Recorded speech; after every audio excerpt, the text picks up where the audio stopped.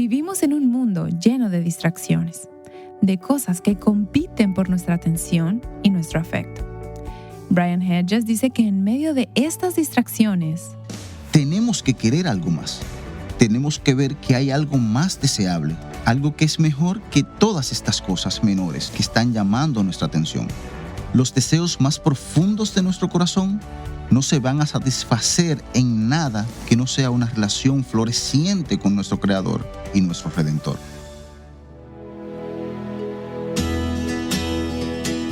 Estás escuchando Aviva Nuestros Corazones con Nancy DeMoss Wolgam, autora de En la quietud de su presencia, en la voz de Patricia de Saladín. Hoy, 1 de noviembre de 2024.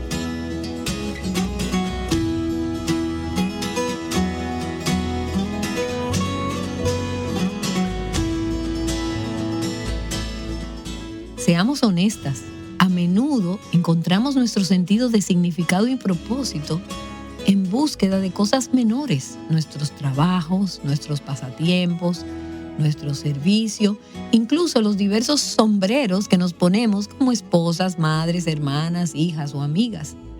En realidad, solo una identidad importa, la identidad que tenemos en Cristo. Tal vez lo hayas oído antes, pero creo que vale la pena repetirlo. Quien eres se basa y fluye de a quién perteneces. Y también podemos decir esto: quien eres en Cristo afecta directamente el proceso de parecerse cada vez más a Él. Ese proceso es lo que los teólogos llaman santificación. Nuestro invitado de hoy, Brian Hedges, es autor de varios libros, entre ellos uno sobre la santificación titulado Cristo formado en ti, el poder del Evangelio para el cambio personal, disponible solamente en inglés.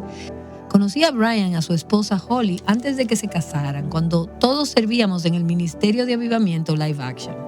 Brian y Holly acabaron estableciéndose aquí, cerca de la sede de Aviva Nuestros Corazones, y Brian es ahora pastor de la iglesia Redeemer en Niles, Michigan, a la que asisten varios miembros de nuestro personal.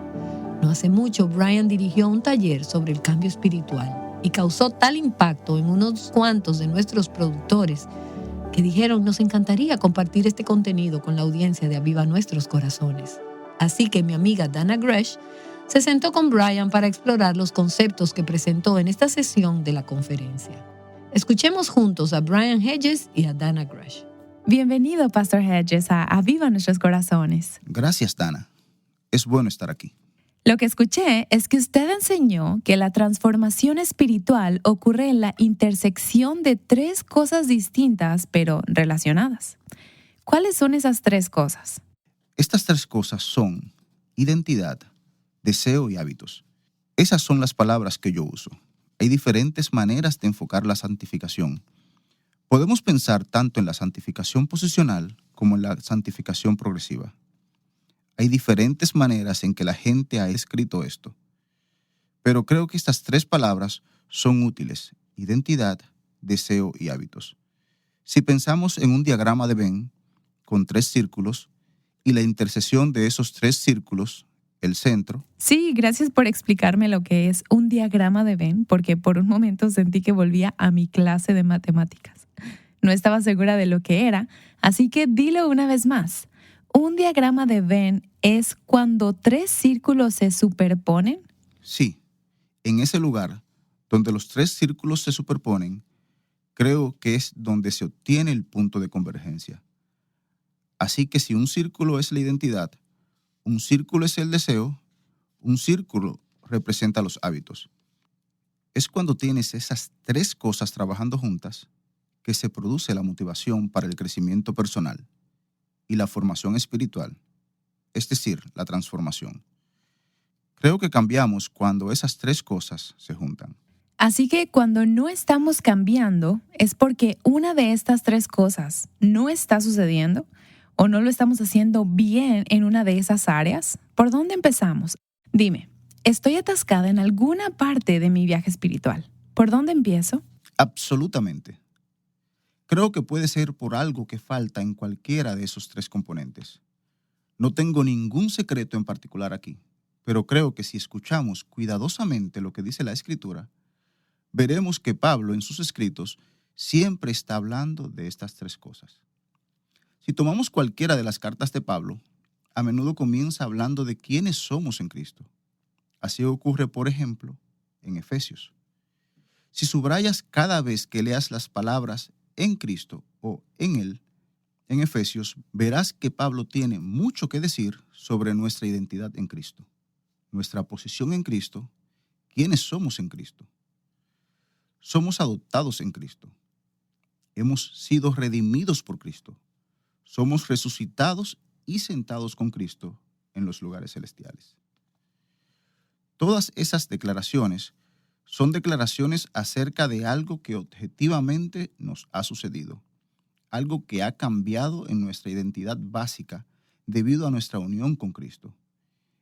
Ese es un gran punto de partida para cualquiera que esté atascado. Creo que una de las primeras preguntas es, ¿tienes una relación vital y viva con Jesucristo? Si es así, entonces tienes una nueva identidad, el núcleo de tu ser. No eres la misma persona que eras antes de conocer a Jesús. Correcto, una nueva creación. Ahora, tal vez alguien está escuchando y ha sido un creyente por mucho tiempo, pero podrían sentirse inseguros acerca de su identidad o están encontrando que su identidad no está en Cristo, sino en otras cosas. El logro, el trabajo, su familia, una vida tipo Pinterest, casa perfecta y todo este tipo de cosas puede ser una falsificación de nuestra identidad, ¿verdad? Sí, creo que tenemos que volver a esas verdades básicas una y otra vez y recordarnos cuál es nuestra verdadera identidad. Sí. Hay aquí otro pasaje de Pablo. Muchos de sus oyentes estarían familiarizados con Gálatas 2:20, donde él dice, «Con Cristo he sido crucificado, y ya no soy yo el que vive, sino que Cristo vive en mí. Y la vida que ahora vivo en la carne, la vivo por la fe en el Hijo de Dios, el cual me amó y se entregó a sí mismo por mí». Así que Pablo, en esta declaración, está diciendo algo que es verdad para cada creyente, que si estamos en Cristo, hemos sido crucificados con Él. Y el viejo yo está muerto, ya no vive. Ahora tenemos una nueva vida, una nueva identidad en Cristo. La vida cristiana, en muchos sentidos, es volver a esa realidad fundamental una y otra vez, porque todo cambio fluye de ahí. Todo comienza con eso. Correcto. Tengo Efesios capítulo 1 marcado en mi Biblia y tengo que volver a eso una y otra vez y simplemente leerlo. Empapar mi corazón en él porque me olvido de quién soy en Cristo. Así que una de las razones por las que podrías estar atascado es porque tienes cierta amnesia espiritual en términos de quién eres y necesitas anclar tu identidad en Cristo. ¿Qué hay del deseo? ¿Qué tiene que ver? Entonces, el deseo tiene que ver con la orientación de nuestros corazones, nuestros amores, nuestros deseos, nuestras ambiciones, las cosas que anhelamos. Podríamos decirlo de esta manera, que en la transformación espiritual, en primer lugar, nos convertimos en lo que realmente somos en Cristo. Vivimos de esa identidad, pero también nos convertimos en lo que amamos. Si la identidad tiene que ver con nuestra unión con Cristo, el deseo tiene que ver con nuestra devoción a Cristo. Así como necesitamos ser rescatados de esa amnesia espiritual, como tú dices, también necesitamos ser rescatados una y otra vez de nuestras idolatrías. Creo que fue Juan Calvino quien dijo que el corazón humano es una fábrica de ídolos.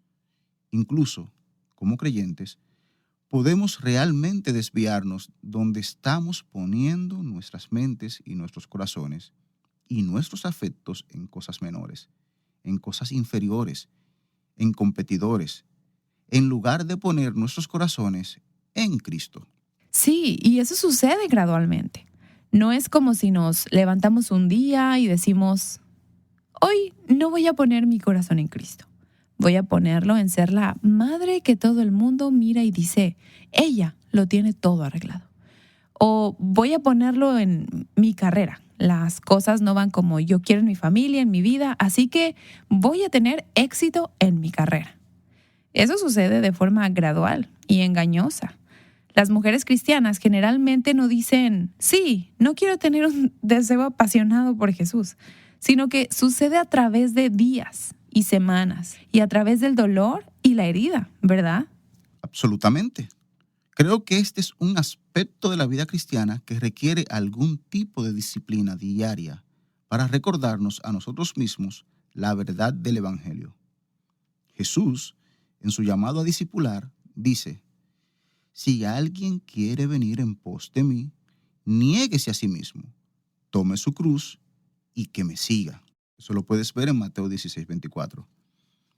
Es algo que hacemos a diario. Nos negamos a nosotros mismos diariamente. Tomamos nuestras cruces diariamente. Eso puede sonar como algo negativo, pero recuerden qué más dice Cristo en ese mismo pasaje. Que el que busca encontrar su vida, la perderá, pero el que pierde su vida por causa de Cristo, la encontrará. Se trata, entonces, de recordarnos a nosotros mismos lo que realmente queremos. Los deseos más profundos de nuestro corazón no se van a satisfacer en nada que no sea una relación floreciente con nuestro Creador y nuestro Redentor. Creo que el problema con otros deseos es que son deseos engañosos. Nos mienten. Nos dicen que podemos encontrar satisfacción, gozo y plenitud en algo que no sea una relación con el Señor Jesús mismo. Sí, mencionaste un montón de escritos de Pablo en términos de nuestra identidad. ¿Y cuáles son algunos pasajes que debemos buscar en las Escrituras si pensamos que tal vez nuestros deseos y nuestras pasiones están un poco fuera de orden? Bueno, sigamos con Pablo por un momento. También podríamos ver algunos de los pasajes más prácticos. Efesios del 1 al 3 se centra en gran medida en lo que somos en Cristo y en los grandes propósitos redentores de Dios que se están llevando a cabo en Cristo. Y luego, en y a través de la iglesia. Pero luego, en el capítulo 4, Pablo da un giro y nos dice que debemos andar como es digno de nuestra vocación.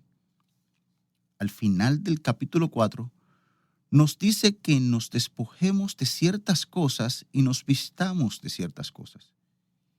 Y encontramos el mismo patrón en Colosenses, especialmente en Colosenses 3, donde nos dice que nos despojemos de un número de cosas diferentes y que hagamos morir los diferentes tipos de pecado. En todos estos pasajes, Pablo verdaderamente se está dirigiendo a nuestros corazones y a los comportamientos que fluyen del corazón. También podríamos pensar en las palabras de Jesús cuando dice, de la abundancia del corazón habla la boca. Es del corazón que fluyen estos diferentes pecados. Hay muchos pasajes en las Escrituras que hablan de esto. El corazón es realmente el núcleo de lo que somos. Vivimos desde el corazón. Podríamos pensar que el corazón es el mando central en la vida de un ser humano. Es desde donde vivimos. Creo que es Proverbios 4:23 el que nos dice que guardemos nuestro corazón con toda diligencia, porque de él mana la vida. Me encanta eso. Sabes, estoy pensando en dos cosas. Una es, deja algunas cosas y ponte otras. Creo que a veces cuando estamos tratando de arreglar nuestros corazones y nuestras vidas y nuestros deseos, nos olvidamos de la parte de ponernos. Nos volvemos legalistas con nosotros mismos. No hagas X, Y y Z. Y nos olvidamos de ponernos las cosas que van a llenar ese espacio vacío en nuestros corazones efectivamente. ¿Ves eso a veces? ¿Lo has notado antes? Oh, claro. Podríamos fácilmente quedar atrapados en el manejo del pecado o en evitar el pecado. Y todo lo que pensamos es negativo. Lo que no se debe hacer. Creo que es otra razón por la que es importante pensar en el deseo y el amor. ¿Y qué es lo que estamos persiguiendo? ¿Qué es lo que estamos buscando? y recordar continuamente que la santificación, la formación espiritual, realmente tiene que ver primero y ante todo con nuestra relación con el Señor. Y luego, a partir de ahí, cómo afecta otras relaciones. No es simplemente una cuestión de comportamientos, no es una cuestión de qué hacer y qué no hacer, pero ¿estamos dedicados al Señor como nuestro Redentor y como nuestro Salvador y como nuestro Dios y Maestro? A veces realmente estoy en una etapa completamente dedicada a Él y solo estoy flotando por la vida en una dirección, apuntando a Jesús.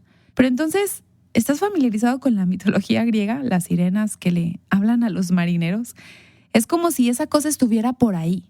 A veces podría ser algo dulce que me llama cuando Dios me ha llamado a ayunar, o podría ser el entretenimiento, la televisión o la pantalla de mi teléfono desplazándose a través de cosas que me llaman para adormecerme de los problemas del día. ¿Qué hacemos cuando oímos esas voces? Es interesante que hayas mencionado esa historia de la mitología griega. Así que hay un par de historias diferentes. Tal vez has oído estas. Está la historia de Odiseo y las sirenas. Cuando él y los marineros se aventuraron en ese territorio, esencialmente se encadenó al mástil de su barco. Hizo que todos sus marineros se taparan los oídos con cera para que no pudieran oír la voz de las sirenas. Pero él quiere oír la voz, así que se hace encadenar al mástil del barco y dice: «Bajo ninguna circunstancia me liberes hasta que estemos fuera de peligro». Pero hay otra historia. Una historia también de Jasón y Orfeo. Jasón, cuando supo que iba a encontrarse con las sirenas, trajo a bordo del barco a Orfeo, que era el mejor músico de la tierra. En lugar de usar cuerdas y cadenas y tratar de atar a la gente y ponerles cera en los oídos, simplemente hace que Orfeo toque una canción más hermosa y poderosa que el canto de las sirenas. Ahoga su canto. Creo que es una estrategia para luchar contra estos deseos contrapuestos. Es lo que el viejo teólogo escocés Thomas Chalmers llama el poder expulsivo de un nuevo afecto. Tenemos que querer algo más.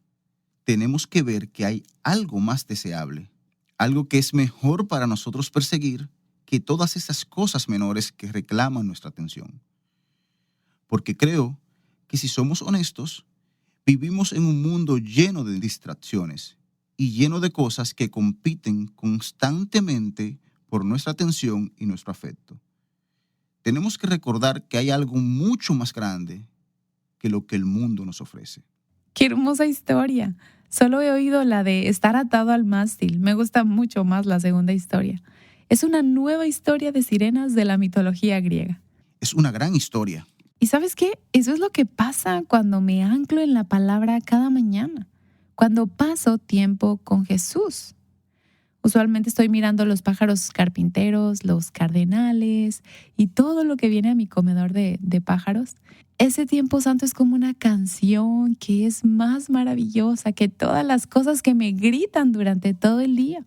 Cuando estoy ocupada y no hago eso, no paso ese tiempo con el Señor, no me va tan bien en el día. Claro. Porque no me he satisfecho con una mejor canción. Así que nos has hablado de identidad, de anclar nuestra identidad en Cristo o de volver a anclarla en Cristo si te has desviado del camino. Nos has hablado de encontrar el verdadero deseo que nos satisfaga, el deseo de una relación con Jesús. ¿Qué hay de los hábitos? Bueno, quiero decir que en realidad nos acaba de dar una gran pista para eso, al hablar de ese tiempo con el Señor todos los días. Los hábitos tienen que ver con los patrones por los cuales vivimos nuestras vidas. Pensamos en disciplinas espirituales, cosas como tiempo en la palabra, tiempo en oración, tiempo en silencio y soledad. Pero hay muchos otros hábitos, hay muchas disciplinas espirituales diferentes que podemos usar. Los hábitos tienen que ver con lo que hacemos. Aquí es donde entran en juego los comportamientos que son realmente importantes. Creo que podemos decirlo así. Igual que la identidad tiene que ver con nuestra unión con Cristo y el deseo con nuestra devoción a Cristo, los hábitos tienen que ver con nuestra imitación de Cristo. Si miramos a Jesús y observamos la forma en que vivió su vida, lo que queda realmente claro es que su total devoción al Padre le dio a su vida una cierta forma. Significaba que hacía ciertas cosas. Lo vemos retirarse de las multitudes para pasar tiempo en soledad con Dios. Lo vemos levantarse por la mañana para orar. Vemos cómo las escrituras fluyen de él. Jesús, en su humanidad encarnada, había memorizado las escrituras del Antiguo Testamento. Meditó extensamente en las escrituras para poder sacarlas en cualquier momento. Son esos mismos tipos de disciplinas y hábitos espirituales los que podemos usar para estructurar nuestras vidas, para hacer que la obediencia a Jesús al vivir esta vida transformada sea factible en nuestra vida diaria. Muy bueno. No sé si esto es un hábito, creo que es un hábito. Dios me ha estado comunicando a mi corazón que hago algunos de estos hábitos difíciles para algunas personas realmente bien, como la oración y el estudio de la Biblia, pero no celebro bien. Dios me ha estado invitando a la disciplina de disfrutar de su creación. Es una lección que estoy aprendiendo ahora. Todo el tiempo veo personas que tienen el hábito de estudio de la Biblia y la oración, pero no parecen estar avanzando en la santificación. No parecen estar avanzando en el fruto del Espíritu. No están cambiando, aunque tienen lo que yo llamaría buenas disciplinas. ¿Por qué? ¿Por qué esto es así? Esa es una gran pregunta. Probablemente hay varias respuestas diferentes. Me viene a la mente, por ejemplo, cuando dijiste que Jesús mismo confrontó a la gente y reprendió a la gente que sabía mucho de la Biblia, pero no creían en él. Así que en Juan 5, él dice, ustedes examinan las Escrituras porque piensan tener en ellas la vida eterna, y son ellas las que dan testimonio de mí. Así que es posible para las personas realizar estas disciplinas y tener ese hábito y no encontrarse realmente con el Señor. Así que ese es el problema. Si hacemos de los hábitos y las disciplinas un fin en sí mismos, entonces un cierto tipo de rigidez y legalismo puede llegar a la vida de una persona. Creo que esto es algo común que vemos a veces. Las personas que son naturalmente muy estructuradas y disciplinadas pueden realizar disciplinas espirituales con bastante facilidad, de la misma manera que hacen ejercicio todos los días y cuentan sus calorías y son muy buenos con las finanzas, pero pueden carecer de algunos de los frutos del Espíritu. Puede ser que lo que estamos viendo en sus hábitos no es en realidad la transformación espiritual, es solo una inclinación hacia las cosas que vienen naturalmente para ellos, pero realmente no se están encontrando con Jesús. No podemos hacer de los hábitos el único componente. También tenemos que volver una y otra vez al componente del deseo. ¿Qué es lo que realmente amamos? Si amamos a Jesús y amamos lo que Jesús trae, amamos el fruto del Espíritu. Amamos el reino de Dios. Eso va a impactar la manera en que nos acercamos a esos hábitos. No estamos viendo los hábitos como un programa de automejora. Eso no es lo que son. Correcto. Los hábitos son el medio para que nos encontremos con el Señor, para que podamos imitarlo, para que podamos seguirlo, para que podamos llegar a ser más como Él. Si después de hacer nuestros hábitos salimos más egoístas, o menos gozosos, o menos pacíficos, o menos sufridos, menos pacientes con otras personas, hemos confundido los medios con el fin. Sí, claro, es un buen pensamiento. En una ocasión mi mentor me dijo, ¿sabes qué? No quiero que llenes tu diario de oración por un tiempo, porque había llegado al punto en que si terminaba una página completa, había logrado lo que necesitaba para ese día. Así que entiendo lo que dices. Dijiste antes que la intersección de estas tres cosas, identidad, deseo y hábitos, todos trabajando juntos, ayuda a la transformación espiritual llevándonos a las escrituras. ¿De dónde sacas la idea de que pueden trabajar juntos? Bueno, de nuevo, yo iría a las cartas de Pablo porque creo que todas estas cosas las puedes ver en sus cartas. Permítanme ir a un pasaje. Colosenses 3. Es uno de los pasajes más prácticos de Pablo en todas sus cartas. Comienza haciendo hincapié en la identidad con Cristo. Colosenses 3, 1 al 4. Si ustedes, pues, han resucitado con Cristo, busquen las cosas de arriba, donde está Cristo sentado a la diestra de Dios. Pongan la mira en las cosas de arriba, no en las de la tierra, porque ustedes han muerto y su vida está escondida con Cristo en Dios. Cuando Cristo, nuestra vida, sea manifestado, entonces ustedes también serán manifestados con Él en gloria.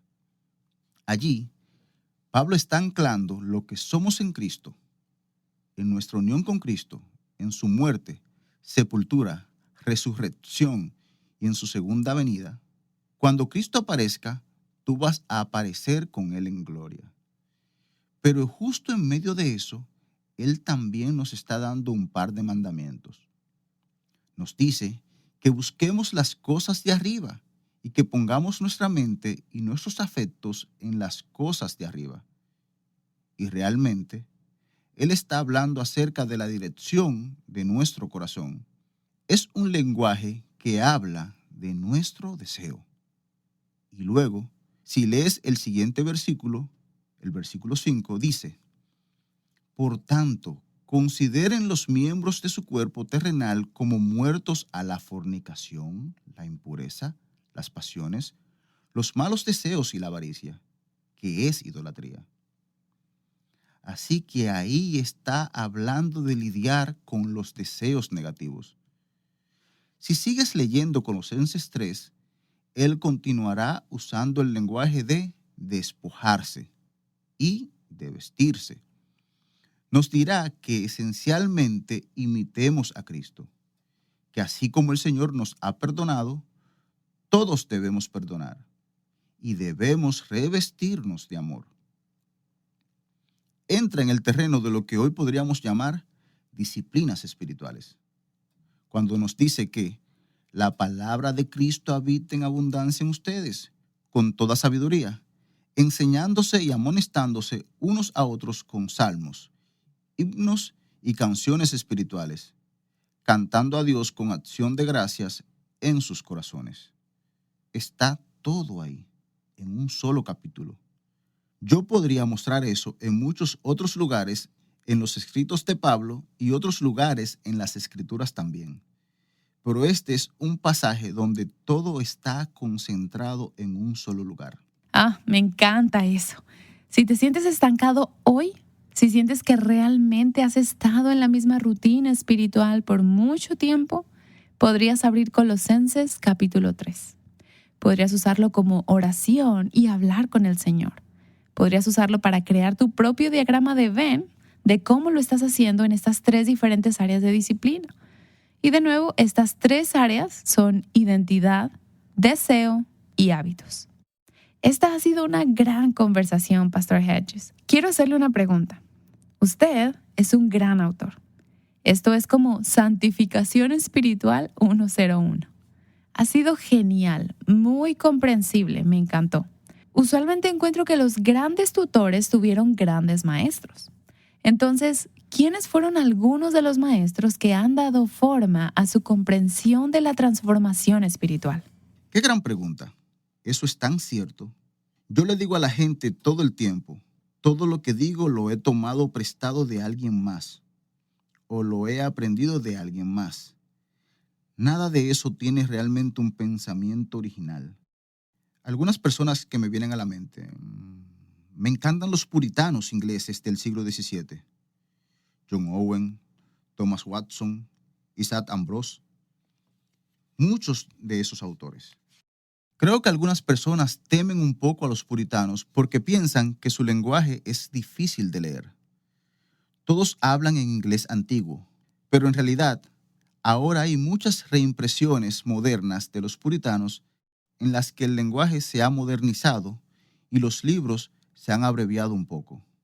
Son realmente accesibles, así que me han sido muy útiles. También me he beneficiado mucho de toda la literatura de formación espiritual. Libros sobre disciplinas espirituales. Pienso en el libro de Don Whitney, Disciplinas espirituales para la vida cristiana, o en el libro de David Mathis, Hábitos de gracia. Son estupendos. Nancy escribió un libro maravilloso sobre esto, En la quietud de su presencia. Se trata de pasar tiempo con el Señor en la palabra. Creo que toda esa corriente de literatura es muy útil también. Otro autor que tal vez me gustaría mencionar es John Piper, que ha dicho mucho sobre el deseo de Dios, deseando a Dios y encontrar nuestra alegría en Él, nuestra satisfacción en Él. Eso ha tenido un gran impacto en mi vida también. Así que Colosenses capítulo 3, y nos acabas de dar toda una biblioteca de buenos libros para seguir. Siempre encuentro que los libros son grandes tutores. Gracias, Pastor Brian, por pasar tiempo con nosotras. Gracias por la invitación. Ha sido maravilloso.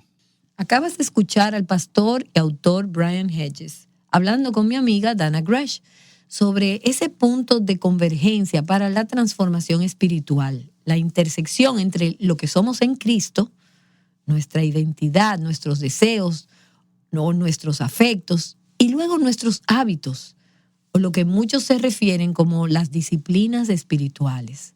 Brian escribió sobre estos conceptos y más en el libro que mencioné antes, Christ Formed in You.